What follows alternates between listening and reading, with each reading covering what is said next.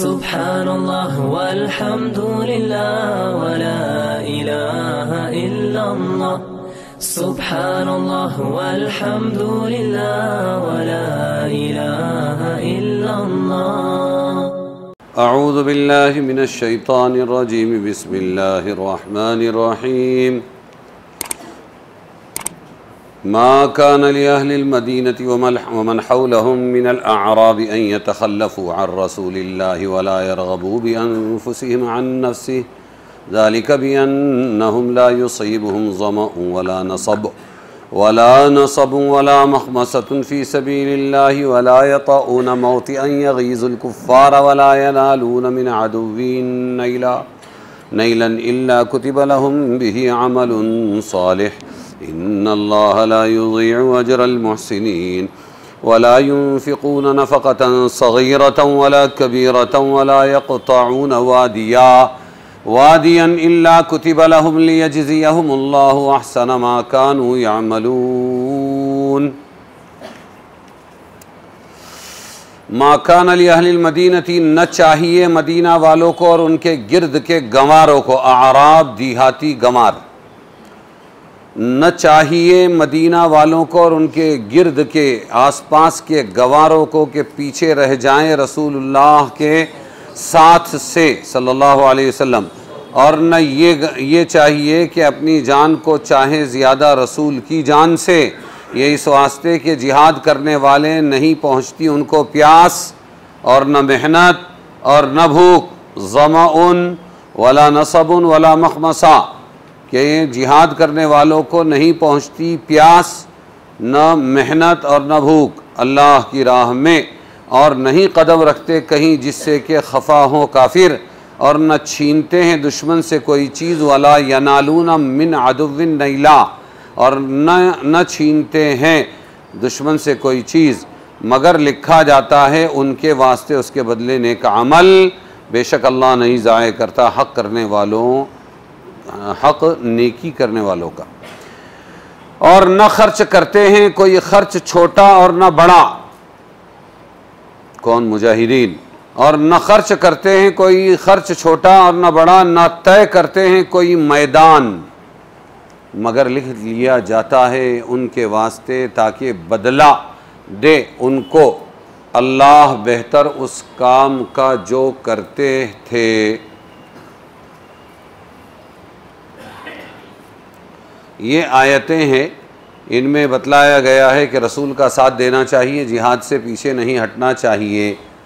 तखल्लुफ़ पर मलामत और फहमाइश और शुरकाए जिहाद के फ़ज़ाइल बयान किए गए हैं कि हर कदम पर मुजाहिद के हर कौल और फ़ेल पर, हर मेहनत और मशक्क़त पर अजर अज़ीम दिया जा, इल्ला कुतिब लहुम, उनके लिए अजर अज़ीम लिखा जाता है, जिसमें बवक्त जिहाद दुश्मन को कोई तकलीफ़ पहुँचा देना और ऐसी चाल चलना जिससे उनको गुस्सा हो, ये सब आमाल सालिहा मुजिब सवाब हैं।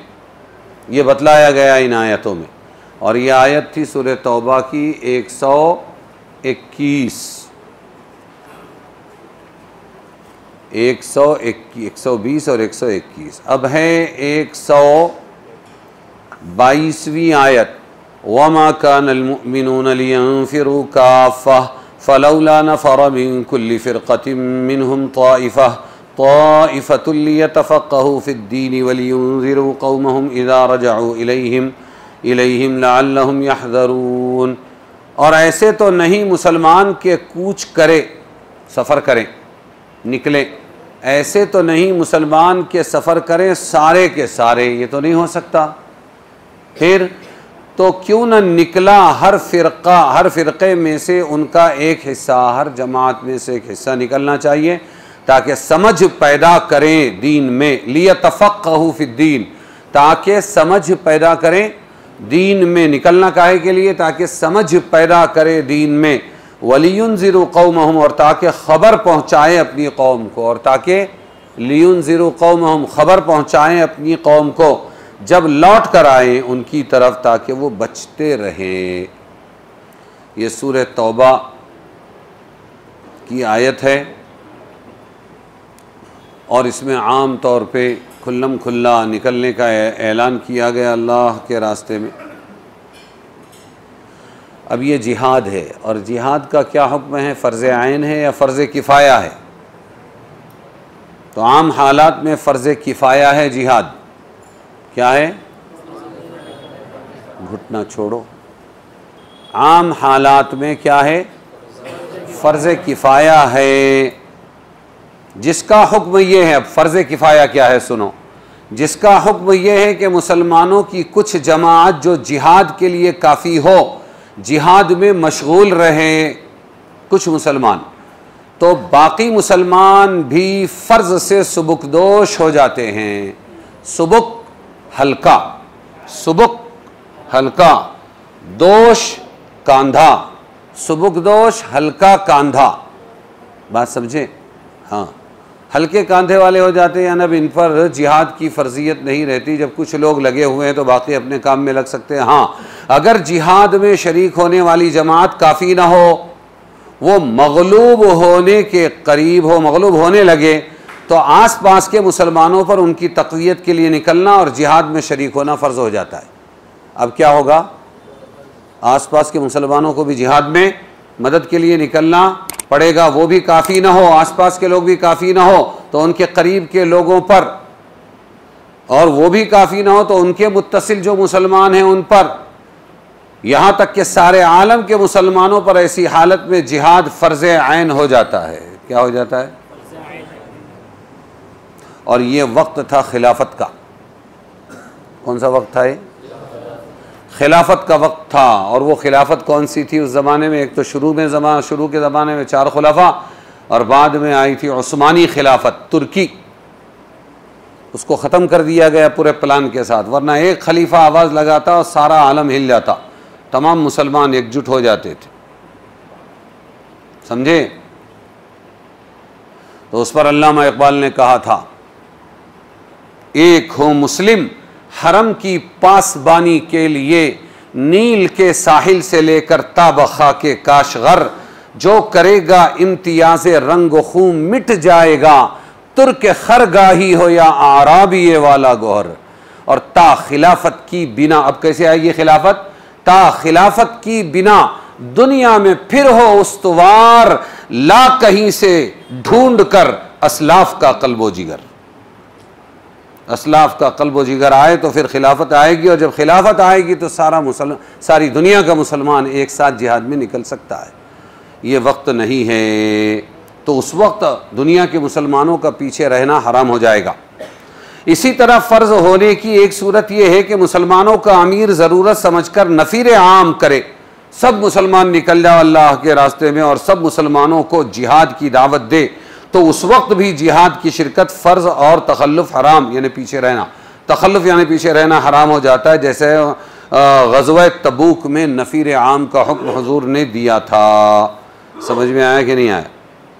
जी, आम हालात में जिहाद फ़र्ज़ ऐन नहीं, आम हालात में जिहाद फ़र्ज़ ऐन नहीं, तो जिहाद फ़र्ज़ किफ़ाया है, फ़र्ज़ ऐन नहीं। आम हालात कि सब मुसलमानों पर जिहाद में जाना फ़र्ज़ हो, क्योंकि जिहाद की तरह इस्लाम और मुसलमानों के इज्तिमाई मसाइल मुहिम्मात भी जो जिहाद ही की तरह फ़र्ज़ किफ़ाया हैं, उनके लिए भी मुसलमानों की मुख्तलिफ़ जमातों को तक़सीम कार के उसूल पर काम करना है। इसलिए सब मुसलमानों को हर जिहाद में निकलना नहीं चाहिए। समझ में आया कि नहीं? इसी मज़मून से फ़र्ज़ किफ़ाया की हकीकत भी आप समझ सकते हैं कि जो शख्सी काम नहीं, जो शख्सी नहीं इज्तिमाई है और सब मुसलमानों पर उनके पूरा करने की ज़िम्मेदारी है, उनको शरीयत में फ़र्ज़ किफ़ाया करार दिया गया, ताकि तक़सीम कार के उसूल, काम तक़सीम करने के उसूल पर सब काम अपनी अपनी जगह चलते रहें और ये इज्तिमाई फ़राइज़ सब अदा होते रहें। मुसलमान मर्दों पर नमाज जनाजा, सुनो अभी, मुसलमान मर्दों पर नमाज जनाजा और उसकी तकफीन, जनाजे को कफन देना, दफन करना, मसाजिद की तामीर और निगरानी, मसाजिद बनाना, उसकी निगरानी करना, जिहाद, इस्लामी सरहदों की हिफाजत, ये सब इसी फ़र्ज़ किफ़ाया के अफराद हैं कि इनकी ज़िम्मेदारी तो पूरे आलम के मुसलमानों पर है। मगर बक़द्र किफ़ायत कुछ लोग कर लें तो दूसरे मुसलमान भी फ़र्ज़ से सुबुकदोश हो जाते हैं। लिस्ट समझ में आई? काहे की ये लिस्ट? फ़र्ज़ किफ़ाया। इसी फ़र्ज़ किफ़ाया के सिलसिले का एक अहम काम दीनी तालीम है, फ़र्ज़ किफ़ाया है। इस आयत में ख़ुसूसियत से इसके फ़र्ज़ होने का इस तरह ज़िक्र फरमाया कि जिहाद जैसे अहम फ़र्ज़ में भी इस फ़र्ज़ को छोड़ना नहीं, जिसकी सूरत यह है कि हर बड़ी जमात में से एक छोटी जमात जिहाद के लिए निकले और बाकी लोग इल्म दीन हासिल करने में लगें, फिर ये इल्म दीन हासिल करके जिहाद में जाने वाले मुसलमानों को और दूसरे मुसलमानों को इल्म दीन सिखाएं। बात समझे कि नहीं? तलब इल्म में दीन का फ़र्ज़ होना और उसके आदाब व फ़राइज़। तो इल्म दीन सीखना क्या है? फ़र्ज़ ऐन। क्या है? इल्म दीन सिखाना फ़र्ज़ किफ़ाया है, इल्म दीन सीखना फ़र्ज़ ऐन है। अच्छी तरह समझो, इल्म दीन सिखाना फ़र्ज़ किफ़ाया है जो मौलाना लोग कर रहे हैं, इल्म दीन सीखना फ़र्ज़। हाँ, बात समझ में आई कि नहीं? इस फ़र्क को समझना चाहिए। तो उस वक्त तक खैर था अल्लाह के रास्ते में निकलने वालों में, जब तक कि वो यूँ कहते थे कि भाई हमको तो अपना ईमान बनाने और दीन सीखने के लिए निकलना है। लेकिन शैतान डगर पे बाकी नहीं रखता। जब सिखाने की तरफ रुख मुड़ गया तो वहाँ से फिर कुछ फितने पैदा हो गए। बात समझ में आई कि नहीं? जी, तो इल्म दीन सीखना फ़र्ज़ ऐन है। ये आयत तलब इल्म दीन की असल और बुनियाद है। लियतफ़क़्क़हू फ़िद्दीन, क्या है ये आयत? क्या है? वमा कानल मुअमिनून लियनफ़िरू काफ़्फ़ा, और ऐसे तो नहीं मुसलमान के सब निकल जाएं। फ़लौला नफ़र मिन कुल्लि फ़िरक़तिन मिनहुम ताइफ़ा, तो ऐसा क्यों नहीं करते कि हर फ़िरक़े में से एक जमात निकले, एक हिस्सा निकले? क्यों निकले भाई? लियतफ़क़्क़हू फ़िद्दीन, ताकि वो पैदा करे दीन में समझ। और क्यों फिर वो समझ पैदा करने के बाद अब क्या करें आलिम लोग? आलिम बन जाने के बाद वलियुनज़िरू क़ौमहुम इज़ा रजअू इलैहिम, और चाहिए कि ये अपनी कौम को डराते रहें दीन सिखा सिखा कर, लअल्लहुम यहज़रून, ताकि वो भी बचते रहें। समझे कि नहीं समझे? तो इल्म दीन सीखने के बारे में असल आयत कौन सी है?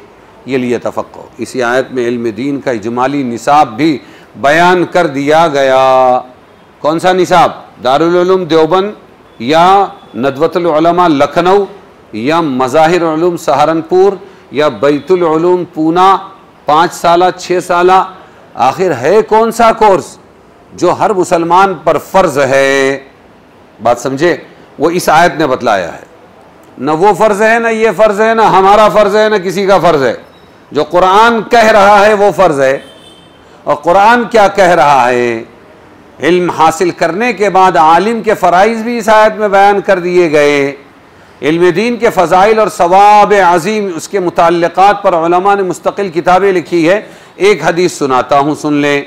हुज़ूर सल्लल्लाहु अलैहि वसल्लम ने फरमाया, जो शख्स किसी रास्ते पर चले जिसका मकसद इल्म हासिल करना हो, अल्लाह ताला उस चलने वाले को ये फरमाते हुए सुना है, हाँ, वो ये फरमाते उस चलने वाले के सवाब में उसका रास्ता जन्नत की तरफ कर देंगे। जो इल्म दीन सीखने को निकलेगा उसका रास्ता किस तरफ करेंगे? जन्नत की तरफ कर देंगे। और ये कि अल्लाह के फरिश्ते, ये दूसरी हदीस का मफ़हूम है कि अल्लाह के फरिश्ते तालिब इल्म के लिए अपने पर बिछाते हैं। और तीसरी हदीस का मफ़हूम है आलिम के लिए तमाम आसमान और ज़मीन की मखलूक़ात, पानी की मछलियाँ दुआ व इस्तिग़फ़ार करती हैं। और एक हदीस सुन लो, आलिम की फजीलत कसरत से नफिली इबादत करने वाले पर ऐसी है जैसे 14वीं रात के चांद की फजीलत बाकी सब सितारों पर। एक आदमी कसरत से 100-200 रकातें नमाज पढ़ रहा है और वो 10-10, 20-20 दिन के रोजे रख रहा है नफिली, और एक आलिम है कि वो मुसलमानों को पकड़ पकड़ के इल्म दीन सिखा रहा है, तो वो अफजल है या चंद मिनट चंद घंटे काम करने वाला ये आलिम अफजल है? तो ये अफजल है। अरे समझे कि नहीं समझे? नफिली इबादत वाले पर कौन अफजल है? इल्म दीन सिखलाने वाला अफजल। समझ में आया? इल्म दीन के फ़र्ज़ ऐन और फ़र्ज़ किफ़ाया की तफसील। हुज़ूर पाक सल्लल्लाहु अलैहि वसल्लम ने फरमाया, तलबुल इल्मी फ़रीज़तुन अला कुल्ली मुस्लिम। तलबुल इल्मी क्या मतलब हुआ इसका? इल्म का सीखना हर मुसलमान पर यह है फ़र्ज़ ऐन। समझ में आया? और इसी में आ जाता है, मुस्लिम जहाँ आया वहाँ मुस्लिमा खुद ब खुद आ जाता है। हदीस में होना ज़रूरी नहीं। पूरा कुरान और पूरी हदीसें किसको बयान करती हैं? मर्द को, मर्द के सीगे को। और ज़िम्नन कौन आ जाती है उसमें? तो कोई वो मुस्लिम, कुल्ली मुस्लिमिन वो मुस्लिमा बोलने की ज़रूरत नहीं, वरना गलत भी हो सकता है। यानी इल्म हासिल करना फ़र्ज़ है हर एक मुसलमान पर। यह ज़ाहिर है कि इस हदीस और दूसरी अहादीस में इल्म से मुराद इल्म दीन ही है। एक अलग मसला है ये, कौन सा इल्म मुराद है ये?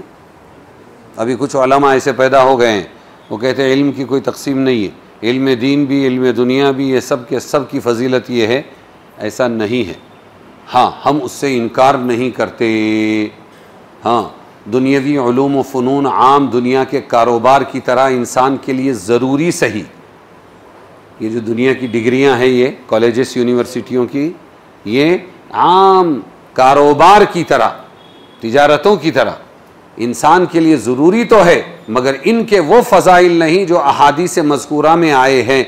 फिर इल्म दीन एक इल्म नहीं, बहुत से उलूम पर मुश्तमिल एक जामिअ निज़ाम है। और ये भी ज़ाहिर है कि हर मुसलमान मर्द और औरत उस पर कादिर नहीं कि उन सब उलूम को पूरा हासिल करे। इसलिए हदीस में ये फरमाया हर मुसलमान पर फ़र्ज़ फरमाया। इससे मुराद इल्म दीन का सिर्फ़ वो हिस्सा है जिसके बग़ैर आदमी न फ़राइज़ अदा कर सकता है न हराम चीज़ों से बच सकता है। कितना सीखना फ़र्ज़ है? जिससे फ़राइज़ अदा हो जाए। क्या हो जाए? रोज़ा, नमाज, ज़कात, जिससे क्या अदा हो जाए? हर मुसलमान का फ़र्ज़ अदा हो जाए और हराम से बच जाए। ये है फ़र्ज़ ऐन। समझ में आया? जो मौलाना लोगों के पास बहता हुआ समंदर है इल्म का, हर लाइन की बारीकी, फ़ुरूअ, उसूल, वो हर मुसलमान पर फ़र्ज़ नहीं है। उन पर तो फ़र्ज़ है उम्मत को सिखाने और रहबरी करने के लिए, उलमा पर तो फ़र्ज़ है, लेकिन हर मुसलमान पर उतना फ़र्ज़ है। फिर समझो क्या कि जिससे फ़राइज़ अदा हो जाए और हराम से बच सके, जो ईमान और इस्लाम के लिए ज़रूरी है। बाकी उलूम की तफसीलात, कुरान और हदीस के तमाम मारिफ मसाइल, फिर उनसे निकाले हुए अहकाम शराय की पूरी तफसील न हर मुसलमान की कुदरत में है, न हर एक पर फ़र्ज़ ऐन है। अलबत्ता पूरे आलम इस्लाम के ज़िम्मे फ़र्ज़ किफ़ाया है।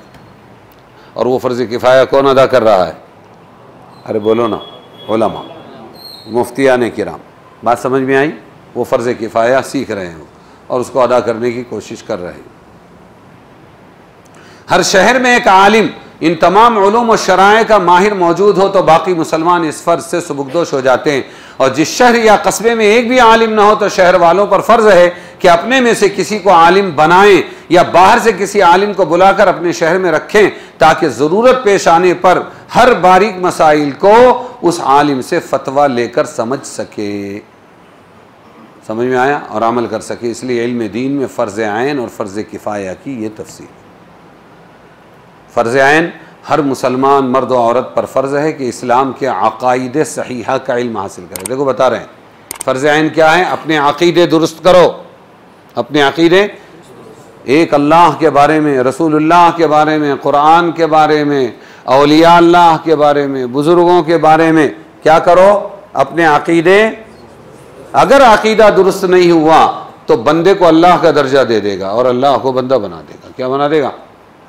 बोलो ना। हाँ, अल्लाह के पल्लू में वहदत के सिवा क्या है? ले लेंगे मोहम्मद से जो कुछ हमें लेना है। यहूदी लोग, यहूदियों से चलते चलते शिया, समझ में आया? और शियों से यहाँ की जो कौम बनी हुई है पेशवा यहाँ की, वो ये सब एक दूसरे की नस्ल है। तो वो यहूदी कहते थे यदुल्लाहि मगलूला। क्या कहते थे? अल्लाह का हाथ तंग है। जब मांगा कि ज़कात दो, ज़कात दो, अमीरों से लेंगे, गरीबों को देंगे। अरे इनका अल्लाह तो मोहम्मद का अल्लाह, मुसलमानों का अल्लाह क्या है? फ़कीर है, वो हमसे मांगता है। यदुल्लाहि मगलूला, अल्लाह का हाथ कैसा है? हाँ, अल्लाह का हाथ तंग है। वो ये बोला करते थे कि अल्लाह का हाथ तंग है। फिर शियों ने कहना शुरू किया। ही समझ में आया। और आज उनके चेले जो हमारे यहाँ मुसलमानों में वो कहते हैं, यूँ नमाज पढ़ते हैं क़िबले की तरफ, 450 किलोमीटर उधर है मदीना मुनव्वरा। क्या बोलो किस तरफ है? हाँ, तो नमाज जब पढ़ने की बारी आई तो किधर पढ़ा? बोलो ना। और जब दुआ मांगने के लिए बैठा तो किधर मुंह कर दिया? देखो ना, ऐसा था। और कैसा हो गया? इसका राज बता रहा हूं क्यों ऐसा हुआ। अल्लाह कंगाल है। अल्लाह क्या है? नाउज़ुबिल्लाह, अल्लाह कंगाल है। और इधर के इधर 450 किलोमीटर इस तरफ काबा से इस तरफ मदीना है। क्या है? हाँ, अब शेर सुनो। अल्लाह के पल्लू में, माँ का पल्लू होता है ना, बांध के रखती है 10 की 20 की 100 200 की नोट, चिल्लर पल्लू। तो अल्लाह के पल्लू में वहदत के सिवा क्या है? अल्लाह अकेला है, बस तौहीद। उसकी कुल कायनात, कुल पूंजी तौहीद। अल्लाह के पल्लू में वहदत के सिवा क्या है? ले लेंगे मोहम्मद से जो कुछ हमें लेना है। ये यहूदियों की औलाद है। क्या ये? हाँ, तो ये है, देखो कि अकायद दुरुस्त होना चाहिए। क्या होना चाहिए? इसलिए आजकल बहुत से जरासीम फैले हुए हैं इर्द गिर्द सब जगह। तहफ़्फ़ुज़ ख़त्म नबूवत की भी मेहनतें हो रही है, तो वो जो किताबें हैं वो पढ़ो, गुमराह फितने समझो। यूट्यूब के ऊपर भी आ रहा है वो गौहर शाही और फलाना शाही और ये वो सब। अपने ईमान को बचाओगे तो अमल की कमज़ोरी अल्लाह निभा लेंगे, वरना इधर भी माथा टेका, उसको भी कारसाज समझा। हाँ, और अल्लाह के बंदों को अल्लाह की कुदरत वाला समझा, फिर तुम्हारा ला इलाहा इल्लल्लाह मुहम्मदुर रसूलुल्लाह तुम्हें नहीं बचा सकता। ये अल्लाह का ऐलान है, इन्नल्लाह ला यग़फ़िरु अन युश्रक बिही व यग़फ़िरु मा दून ज़ालिका लिमन यशा। अल्लाह ताला शिर्क के अलावा हर एक गुनाह को मुआफ़ कर सकता है, लेकिन अल्लाह कभी शिर्क को मुआफ़ नहीं कर सकता। तो जो लोग ये समझते हैं वो धोखे में हैं कि अरे अल्लाह गफूरुर रहीम है। अल्लाह मुशरिकों के लिए गफूरुर रहीम नहीं है, मोमिनों के लिए गफूरुर रहीम है। बात समझे? तो देखो कि फ़र्ज़ ऐन क्या है? इस्लाम के अक़ाइद सहीहा का इल्म हासिल करे, तहारत, पाकी नापाकी और नजासत के अहकाम सीखे। ये फ़र्ज़ ऐन है हर मुसलमान मर्द औरत पर। नमाज, रोज़ा, तमाम इबादात जो शरीयत ने फ़र्ज़ और वाजिब करार दी हैं, उनका इल्म हासिल करना क्या है? फ़र्ज़ ऐन। बात समझे कि नहीं समझे? जिन चीज़ों को हराम या मकरूह करार दिया है उनका इल्म हासिल करके उनसे भी बचें। बात समझे कि नहीं समझे? मैं अक्सर कहता हूँ, वो भी आ रहा है, जिस शख्स के पास बक़द्र निसाब माल हो उस पर फ़र्ज़ है ज़कात के मसाइल अहकाम मालूम करे। जिसको हज पर कुदरत है उसके लिए फ़र्ज़ ऐन है कि हज के अहकाम मसाइल मालूम करे। जिसको बै और शिरा, ख़रीद और फ़रोख्त करना पड़ता है और हर एक को करना पड़ता है, तो तिजारत, सनाअत या मजदूरी उजरत के काम करने पड़े, उस पर फ़र्ज़ ऐन है कि ख़रीद और फ़रोख्त के मसाइल अहकाम सीखे। जब निकाह करना है हर एक को करना है, तो फिर दूल्हा दुल्हन कोर्स सीखे, वो हमने ईजाद किया। समझ में आया? दूल्हा दुल्हन कोर्स सीखो ताकि हुकूक अदा हो। यहाँ से बीवी पकड़ेगी, उधर से उसकी माँ पकड़ेगी, उधर से बहन पकड़ेगी और उधर से उसकी बेटी, उसकी औलाद पकड़ेगी, सब लोग मिलकर इसको जहन्नम में घसीटेंगे। तो उसे बचने के लिए कि हुकूक मालूम करो। वो कैसे मालूम होगा? दूल्हा दुल्हन कोर्स सीखो। जब निकाह करे तो निकाह के अहकाम मसाइल, तलाक के अहकाम व मसाइल मालूम करे। गर्ज जो काम शरीयत ने हर इंसान के ज़िम्मे फ़र्ज़ वाजिब किए हैं उनके अहकाम मसाइल का इल्म हासिल करना भी हर मुसलमान मर्द और औरत पर फ़र्ज़ है। इल्म तसव्वुफ़ भी फ़र्ज़ ऐन में दाखिल है। क्या दाखिल है? इल्म तसव्वुफ़, सूफ़ी इज़म, समझो उसको भी। हर चीज़ में असली नकली है। हर चीज़ में क्या है?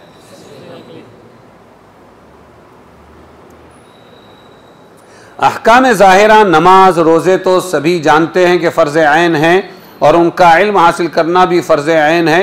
हज़रत क़ाज़ी सनाउल्लाह पानीपती रहमतुल्लाहि अलैह तफ़सीर मज़हरी में इस आयत के तहत में लिखते हैं क्या आमाल बातिना और मुहर्रमात बातिना, छुपे हुए आमाल और हराम छुपी हुई चीज़ें का इल्म, जिसको अर्फ़ आम में इल्म तसव्वुफ़ कहा जाता है, चूंकि ये बातिनी आमाल भी हर शख्स पर फ़र्ज़ ऐन है। अपनी रूह को अल्लाह से जोड़ना, अपना ध्यान अल्लाह से जोड़ना, समझे कि नहीं समझे, तो इनका इल्म भी सब पर फ़र्ज़ ऐन है।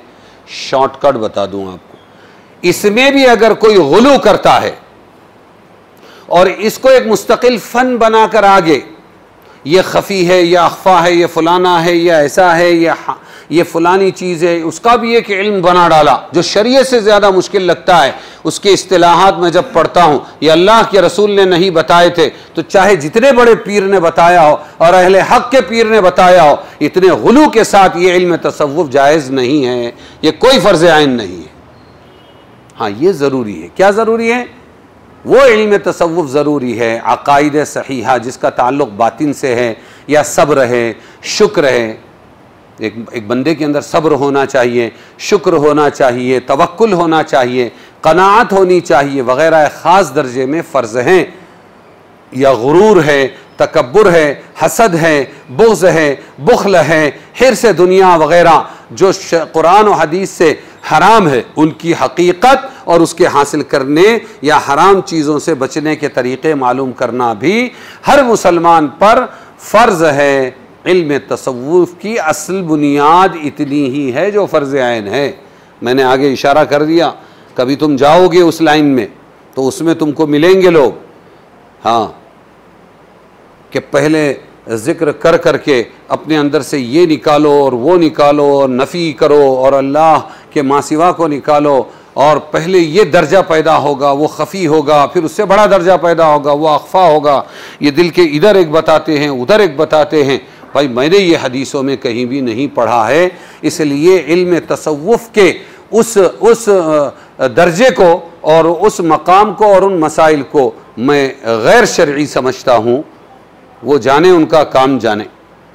हमारा दीन इतना मुश्किल नहीं है, हमारे नबी ने कभी ये बातें नहीं। लेकिन उसी इल्म तसव्वुफ़ का मकसद क्या है जो आम लोगों को नहीं समझता है।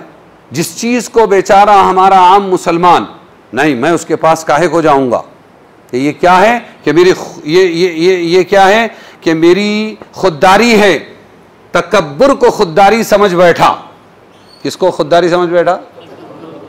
ये इसका धोखा है। ये कौन समझाएगा? ये जो अल्लाह वाले हैं, आलिम होकर फिर और मज़ीद अल्लाह वाले बनने की कोशिश की है, जो बारीक फ़र्क को समझते हैं कि तकब्बुर में और खुददारी में क्या फ़र्क है, तवाज़ु में और बुज़दिली में क्या फ़र्क है, वो बताएंगे। उतना सीखना ज़रूरी है। कुछ समझ में आ रही? आप एक के साथ तवाज़ु करते हो, हज़रत ऐसा, हज़रत वैसा, वो कभी ज़्यादती करता है, फिर भी आप मुतवाज़े बनकर उससे मिलते हो। अब वो बेचारा उसको आपकी कमज़ोरी और बुज़दिली समझता है, तो दोनों के डांडे बहुत मिलते हैं, तवाज़ु, इनकिसारी और बुज़दिली। बात समझे कि नहीं? वो फ़र्क कौन बताएगा? तो ये मुरब्बी लोग बताएंगे। बात समझे? उतना इल्म तसव्वुफ़ जो आपको सही मुसलमान बनने में मदद करे, उतना इल्म तसव्वुफ़ तो फ़र्ज़ ऐन है। और बाकी का जो आगे का है उस बारे में मैं कुछ नहीं कहता। फ़र्ज़ किफ़ाया पूरे कुरान मजीद के मानी और मसाइल को समझना, पूरे कुरान के मानी मसाइल को समझना, तमाम अहादीस को समझना, उनमें मुअतबर गैर मुअतबर की पहचान पैदा करना, कुरान और सुन्नत से जो अहकाम और मसाइल निकलते हैं उन सब का इल्म हासिल करना, इसमें सहाबा, ताबीईन, अइम्मा, मुज्तहिदीन के अक़वाल और आसार से वाकिफ़ होना, ये इतना बड़ा काम है कि पूरी उम्र और सारा वक्त इसमें खर्च करके भी पूरा हासिल करना आसान नहीं। इसलिए शरीयत ने इस इल्म को फ़र्ज़ किफ़ाया करार दिया। क्या दिया? कि ये चंद उलमा को लगने दो, ज़िंदगी खपा कर इसको हासिल करेंगे, रहबरी करेंगे। बात समझे? इल्म दीन का निसाब क्या है? अभी आया था, क्या बोला था मैंने? इल्म दीन का निसाब क्या है? तो वो है कि ये है कि हमारा है, कौन सा है? इल्म दीन का निसाब सिर्फ इतना है, लियतफ़क़्क़हू फ़िद्दीन, दीन की समझ आ जावे। क्या हो जावे? दीन की समझ आ जावे। ये है, ये मौका बज़ाहिर इसका था कि यहाँ यतअल्लमून अद्दीन, ये जमात निकले, और लियतअल्लमुद्दीन होना चाहिए था ना, ताकि दीन सीखें। यहाँ लियतअल्लमुद्दीन नहीं फरमाया अल्लाह ने, बल्कि फरमाया लियतफ़क़्क़हू फ़िद्दीन, ताकि ये दीन की समझ हासिल करें, यानी इल्म दीन हासिल करें। हाँ, कुरान ने इस जगह ताल्लुम को छोड़कर तफक्कुह को इख्तियार किया है कि इल्म दीन का महज पढ़ लेना काफ़ी नहीं। सुनो, इल्म दीन सीखने वाले ख़ास तौर से, इल्म दीन का सिर्फ पढ़ लेना काफ़ी नहीं, वो तो बहुत से काफिर यहूदी नसरानी भी पढ़ते हैं। सिंगापुर में 4 महीना लगा रहा था मैं, तो सिंगापुर की अंगोलिया मॉस्क के अंदर एक तफसीर पर नज़र पड़ी, तफसीर नूर। कितनी जिल्दें? 30 जिल्दों में तफसीर नूर। मैंने उठाया यूं ही सरसरी, कौन सी जिल्द थी पता नहीं, पढ़ा तो 2 फॉल्ट उसमें मुझे शरीयत के खिलाफ मिले। पता चला किसी यहूदी या ईसाई ने या किसी उनके चेले शिया ने लाकर लिख कर दिया था। छोटी सी गुमराही फैलाने के वास्ते इतनी बड़ी खिदमत अंजाम देते हैं। तो ये कह रहे हैं कि सिर्फ इल्म दीन सीखना तो बहुत से काफिर यहूदी ईसाई भी पढ़ते हैं, और शैतान को सबसे ज्यादा इल्म हासिल था। अरे बोलो क्या था? शैतान को सबसे ज्यादा इल्म हासिल था, बल्कि इल्म दीन से मुराद दीन की समझ पैदा करना है। क्या है? दीन की समझ पैदा कर। यही लफ्ज़ सिक़तुन का तर्जमा है, और ये फ़िक़्ह से मुश्तक़ है। हाँ, लिया तफ़क्कुह, हाँ तफ़क्कुह का तर्जमा है। फ़िक़्ह के माना समझ बूझ है। समझ में आया कि नहीं? ली यफ़क़हू अद्दीन भी नहीं फरमाया ताकि दीन को समझ ले, नहीं फरमाया ली यतफ़क़हू फ़िद्दीन। न तअल्लमू फरमाया, ताल्लुम फरमाया, और न फ़क़ुह फरमाया, बल्कि यतफ़क़्क़ह फरमाया, तफ़क्कुह फरमाया, जो बाब तफ़ाउल से इसके माना में मेहनत और मशक्क़त का मफ़हूम शामिल है। तो इल्म कैसे सीखना चाहिए? बोलो बोलो। इतनी सी मेहनत बर्दाश्त नहीं करेंगे तो इल्म कैसे आएगा? मुराद ये है कि दीन की समझ बूझ पैदा करने में पूरी मेहनत और मशक्क़त उठाकर महारत हासिल करें। यह भी जाहिर है कि दीन की समझ बूझ सिर्फ इतनी बात से पैदा नहीं होती कि तहारत, नजासत, नमाज, रोज़े, हज, ज़कात के मसाइल मालूम करे, बल्कि दीन की समझ बूझ ये है कि वो ये समझे कि इसके हर कौल व फ़ेल और हरकत व सुकून का आखिरत में उससे हिसाब लिया जाएगा। वो आलिम है। अरे समझे कि नहीं समझे? उसको इस दुनिया में किस तरह रहना चाहिए। दरअसल इसी फ़िक्र का नाम दीन की समझ बूझ है। मेहनत से इल्म दीन हासिल करना, अल्लाह के पास जवाब देने का इस्तेहज़ार रहना। इसीलिए इमाम आज़म अबू हनीफ़ा ने फ़िक्र की तारीफ़ ये की है। सुनो, एक हम करते हैं कि ये कर रहे हैं, इंसान उन तमाम कामों को समझ ले जिनका करना उसके लिए ज़रूरी है। इंसान उन तमाम कामों को समझ ले और उन तमाम कामों को भी समझ ले जिनसे बचना उसके लिए ज़रूरी है। क्या तारीफ़ कर रहे हैं इमाम अबू हनीफ़ा? फ़िक्र की। हाँ, क्या तारीफ़ कर रहे हैं?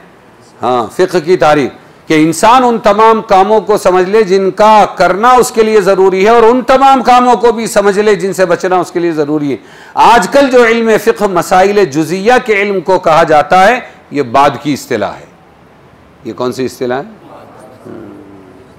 कुरान और सुन्नत में फ़िक्र की हकीकत वही है जो इमाम आज़म ने बयान फरमाई। अब इल्म दीन हासिल कर लिया तो आलिम के क्या फ़राइज़ है? वलियुनज़िरु कौमहुम इज़ा रजअू इलैहिम, वो भी कुरान में आ गया। अपनी कौम को डराते रहें जब उनकी तरफ लौट कर आए इल्म दीन सीख कर, ताकि वो भी बच बच कर ज़िंदगी गुजारे। लअल्लहुम, जी बात समझ में आई कि नहीं आई? मालूम हुआ आजकल हमारी दावत वगैरह जो बेअसर हो रही है, वो कोई भी दावत हो, उलमा की दावत है, मौलाना लोगों की दावत है, खतीबों की दावत है, दावत व तबलीग है, जो भी, बेअसर होने की वजह यही है कि जो मेहनत व मशक्क़त और अमल है, दावत के साथ जो चीज़ें लगी हुई थी उसमें हम कमज़ोर हैं, वो दर्द नहीं है। अरे समझे कि नहीं? हाँ, डराना 2 किस्म का होता है। एक तो ऐसा डराना कि मायूस होकर खुदकुशी कर लेवे, नबी वो नहीं, वो डराना नहीं डराते, बल्कि उनको क्या कहा जाता है? हाँ, जैसे जहरीले मुज़िर ग़िज़ा से डराना, ये मशक्क़त, ये है इनका, इसका मंशा शफ़क़त और मोहब्बत है। अपनी औलाद को भी आदमी डराता है कि देख वो मत खा, नहीं तो ये हो जाएगा, सर्दी ज़ुकाम वगैरह वगैरह, फुलाने से बच के रहे वरना कोर्ट कचहरी हो जाएगी। तो एक डराना अपनी औलाद को भी है और एक डराना दुश्मन को भी है, चोर को भी है। बात समझे? दोनों डराने में फर्क है। नबियों का डराना औलाद को डराने की तरह होता है। तो आज कल हम जो डराते हैं उस डराने में फर्क है। इसीलिए असर खत्म होता जा रहा है कि वो दर्द और सोज जो बाप को अपने बेटे के डराने में होता है वो नहीं है। इसीलिए बेअसर हो रही दावतें। बात समझ में आई कि नहीं है जी? लअल्लहुम यहज़रून, इशारा कर दिया कि आलिम का काम इतना ही नहीं कि अजाब से डराए, बल्कि इस पर नज़र रखना है कि उसकी तबलीग और दावत का असर कितना और क्या हुआ। और एक दफ़ा मुअस्सिर नहीं हुई तो बार बार वो जाकर ये काम करता रहे और इसका नतीजा यहज़रून बरामद हो, यानी कौम का गुनाहों से बचना। बस ये आखिर की आयत है, तर्जमा सुन लें। ये आयत है 123, 24, 25, 26, 27 तक और फिर 28 भी है, 128, 129। या अय्युहल्लज़ीना आमनू क़ातिलुल्लज़ीना यलूनकुम मिनल कुफ़्फ़ारि वलयजिदू फ़ीकुम ग़िल्ज़ा वअलमू अन्नल्लाहा मअल मुत्तक़ीन व इज़ा मा उन्ज़िलत सूरतुन फ़मिनहुम मन यक़ूलु अय्युकुम ज़ादतहु हाज़िही ईमाना फ़अम्मल्लज़ीना आमनू फ़ज़ादतहुम ईमानन व हुम यस्तबशिरून व अम्मल्लज़ीना फ़ी क़ुलूबिहिम मरज़ुन फ़ज़ादतहुम रिज्सन इला रिज्सिहिम व मातू व हुम काफ़िरून अवला यरौना अन्नहुम युफ़्तनून फ़ी कुल्लि आमिन मर्रतन औ मर्रतैन सुम्मा ला यतूबून वला हुम यज़क्करून व इज़ा मा उन्ज़िलत सूरतुन नज़रा बअज़ुहुम इला बअज़ हल यराकुम मिन अहदिन सुम्मा इंसरफ़ू सरफ़ल्लाहु क़ुलूबहुम बिअन्नहुम क़ौमुन ला यफ़क़हून। ऐ ईमान वालों, लड़ते जाओ अपने नज़दीक के काफिरों से और चाहिए कि उन पर मालूम हो तुम्हारे अंदर सख्ती। काहे का तर्जुमा हुआ वल यजिदू फ़ीकुम ग़िल्ज़ा, जब लड़ो तो तुम्हारी सख्ती उनको समझ में आना चाहिए, जाहिर होना चाहिए। और जानो कि अल्लाह साथ है डरने वालों के। और जब नाजिल होती है कोई सूरत तो बाज़े उनमें कहते हैं किसका तुम में से ज़्यादा तुम में से ज़्यादा कर दिया इस सूरत ने ईमान। अय्युकुम ज़ादतहु हाज़िही ईमाना, मजाक उड़ाते वो लोग कि किसका ईमान तुम में से ज़्यादा कर दिया इस आयत ने। तो जो लोग ईमान रखते हैं उनका ज़्यादा कर दिया इस सूरत ने ईमान, यानी नूर बढ़ा देता है। ईमानी नूर क्या हो जाती है? आयत से बढ़ जाता है और वो खुश वक्त होते हैं। और जिनके दिल में बीमारी होती है मुनाफिकीन, तो उनके लिए बढ़ा दी गंदगी पर गंदगी। रिज्सन इला रिज्सिहिम आयत नाजिल हुई जो हिदायत दिलाने वाली थी, नूर बढ़ाने वाली, लेकिन अंदर गंदगी भरी हुई है तो गंदगी पर और गंदगी बढ़ जाती है। वमातू, और वो मर गए कुफ्र की हालत में। क्या नहीं देखते कि वो आजमाए जाते हैं हर बरस एक बार या दो बार, फिर भी तौबा नहीं करते और ना नसीहत पकड़ते। अल्लाह का अजाब आता है। क्या आता है? हाँ, नुकसान होता है। और जब नाजिल होती है कोई सूरत तो देखने लगता है उनमें एक दूसरे की तरफ, ऐसा देखते हैं एक दूसरे को। क्या देखता है तुमको कोई मुसलमान? फिर चल देते हैं, कहीं हमारा भांडा तो नहीं फूट रहा है। फेर दिए हैं अल्लाह ने दिल उनके इस वास्ते के वो लोग हैं कि समझ नहीं रखते।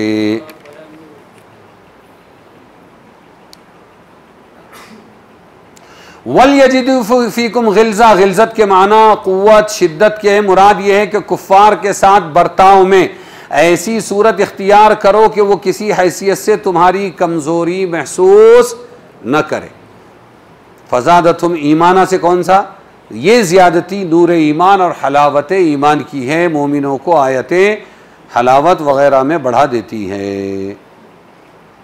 युफ्तनून फ़ी कुल्लि आमिन मर्रतन मर्रतैन, कि ये मुनाफिकीन एक दो मरतबा आजमाए जाते हैं, यानी अहद शिकनी वग़ैरह मासी की वजह से हर साल मुख्तलिफ़ किस्म की मुसीबतों, कभी एक बार कभी दो बार उसमें मुब्तला होते हैं। कभी उनके दोस्त कुफ़ार मक्का मग़लूब हो गए, कभी उनके निफाक की बातें खुल गई, इससे परेशानी में मुब्तला रहे। यहाँ एक दो का आदत ख़ास मुराद नहीं, कई मरतबा ऐसा होता है। लक़द जाअकुम रसूलुम मिन अनफुसिकुम अज़ीज़ुन अलैहि मा अनित्तुम हरीसुन अलैकुम बिलमुअमिनीना रऊफ़ुर रहीम फ़इन तवल्लव फ़क़ुल हस्बी अल्लाह ला इलाहा इल्ला हुवा अलैहि तवक्कलतु व हुवा रब्बुल अर्शिल अज़ीम। आया तुम्हारे पास रसूल तुम में का भारी है उस पर जो तुमको तकलीफ पहुंचे। तुम्हारे पास तुम्हारे रसूल आए तुम में के, लेकिन भारी होता है जब मुसलमानों को कोई तकलीफ पहुंचती है। हरीस है वो तुम्हारी भलाई पर, ईमान वालों पर, निहायत शफीक मेहरबान है।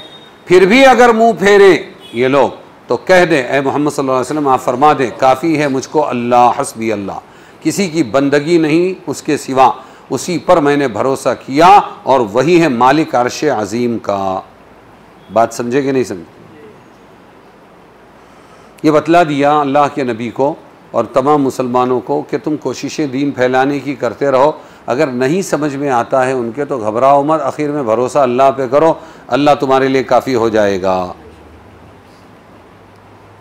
तो शुरू में काफिरों से बरात, मुशरिकों से बरात, इससे ये सूरत शुरू हुई थी।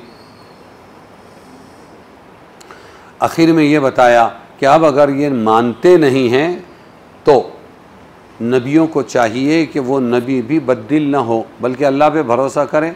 अल्लाह ने उनकी तकदीर में हिदायत नहीं लिखी है, अल्लाह उनको देख लेगा। दावत देते रहें और अल्लाह पे भरोसा करते रहें। समझ में आया? आखिरी दो आयतें जो हैं, आखिरी दो आयतें ये जो लक़द जाअकुम रसूलुम मिन अनफुसिकुम अज़ीज़ुन अलैहि और फ़इन तवल्लव फ़क़ुल हस्बी अल्लाह, सूरह तौबा की ये आखिरी दो आयतों के बारे में उबई इब्न काब रज़ी अल्लाह अन्हु ने फरमाया कि कुरान की आखिरी आयतें हैं ये दोनों, पूरे 30 पारों में से आखिरी आयतें हैं, इनके बाद कोई आयत नाजिल नहीं हुई और हज़रत सल्लल्लाहु अलैहि वसल्लम की वफ़ात हो गई। यही कौल हज़रत इब्न अब्बास का है। इन दो आयतों की बड़े फ़ज़ाइल हैं। अबू दरदा रज़ी अल्लाह अन्हु फरमाते जो शख्स सुबह शाम ये आयतें 7 मरतबा पढ़ लिया करे तो अल्लाह ताला उसके तमाम काम आसान फरमा देते हैं। अरे समझे कि नहीं?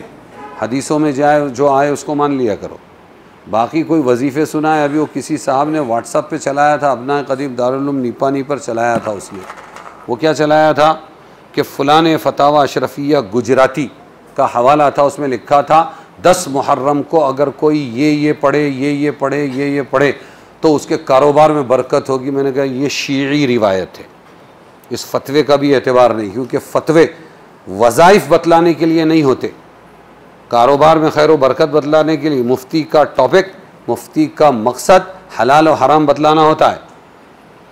तो कहाँ कहाँ से घुसे बातिल घुसेगा हम बता नहीं सकते।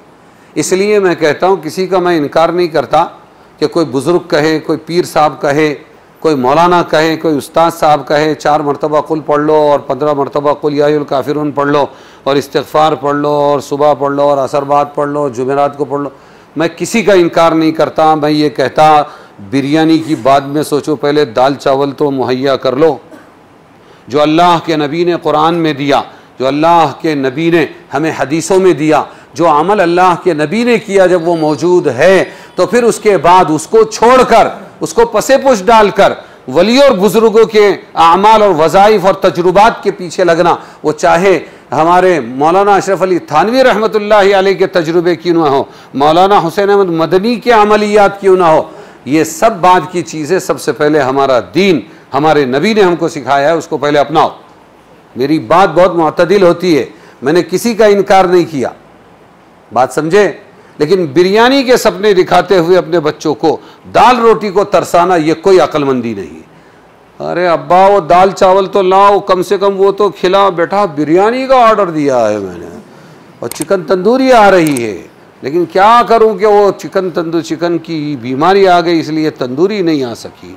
अरे दाल चावल तो अल्लाह के नबी का अमल, अल्लाह के नबी के वज़ाइफ, वही हमारी ज़िंदगी में नहीं है और हम चले बड़े बड़े अमलियात करने के लिए। ये ऐसा ही है जैसे शब बारात के अंदर और इसी तरीके पर वो शब महराज में 1-2 रकात नमाज पढ़ो, सैयदुल अपना शहीदान करबला की।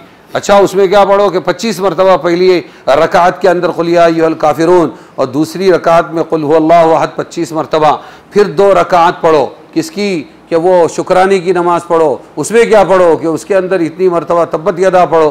अरे जो एक सूरत पढ़ने वाली नमाज नहीं पढ़ती है उम्मत, वो आती है शब बारात में, वो क्या 25-25 वाली नमाज पढ़ेगी बेचारी। तो कहीं से एक किताबचा दिखाया जाएगा, उसका रावी गुल पता नहीं मुसलमान था कि देश पांडे, हमको कुछ नहीं मालूम।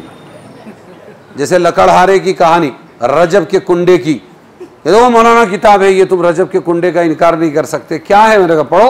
तो लिखा है शुरू में, रावी कहता है, रावी कहता है कि एक लकड़हारा था, उसने एक गरीब को बेचारे को बोला, इमाम जाफ़र सादिक साहब आए और बोले कि 22 रजब को मेरी तरफ से कुंडे खिला दिया कर, तेरे सारे प्रॉब्लम सॉल्व हो जाएंगे। मैंने कहा अम्मा, मुझे घेरा था इमामत पे कागजीपुरे में, रजब के कुंडे वाली अम्मा बेटे ने, तो वो बताए थे मेरे को। तो मैं बोला अम्मा ये रावी बोले तो आपने को नहीं मालूम बाबा। मैंने उसके बेटे को पूछा भाई ये रावी कौन है?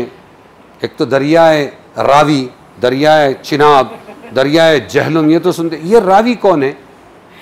तो बोले अपने को नहीं मालूम। मैंने कहा कौन, तू बता सकता है ये मुसलमान था या गैर मुस्लिम था? हो सकता है ना किसी शंकर ने लिखा होगा, हो सकता है ना किसी राम ने लिखा होगा। रावी रावी है, ऐसा हमारा हाल है। जैसे वो फुसफुसे वैसे हमारी शबे बारात की नमाजें फुसफुसी। तो जो हदीस और कुरान से साबित है वो तो पढ़ने का नहीं, उस दिन वो ज्यादा ठोकम ठाक करते रहने का। तो बचो, कुरान पर रहो, हदीस पर रहो, हुजूर के बताए हुए मामूलात है। जैसे अभी मैंने एक हदीस पढ़ी कि ये 2 आयतें जो सुबह शाम पढ़ेगा तो अल्लाह ताला क्या करेंगे, तो ये पढ़ो, बाकी का छोड़ो। और जब आपके पास बहुत फुर्सत हो तो फिर मौलाना अशरफ अली थानवी के मुजर्रबात जो आमाल कुरानी है वो भी पढ़ो, मौलाना हुसैन अहमद मदनी की पढ़ो, किफ़ायतुल्लाह साहब की पढ़ो, और किस पीर साहब की, ताज़ा पीर साहब की पढ़ते वो पढ़ो। और नहीं तो फिर व्हाट्सएप पे ये मत घुमाओ कि 10 मुहर्रम को अगर किसी ने ये वजीफ़े इतनी मरतबा किए दोपहर के वक्त में, ज़ोहर के बाद में या ज़ोहर से पहले, तो सारी तंगी उसकी दूर हो जाएगी और ये हो जाएगा। ये बेचारा कोई शिया आदमी है। और हवाला क्या लिखा हुआ है, अशरफ़ी फतावा अशरफिया गुजराती। बात समझे क्या?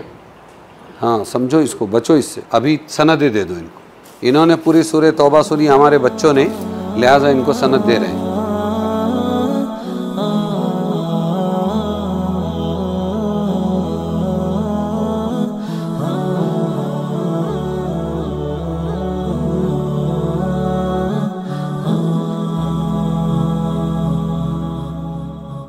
Oh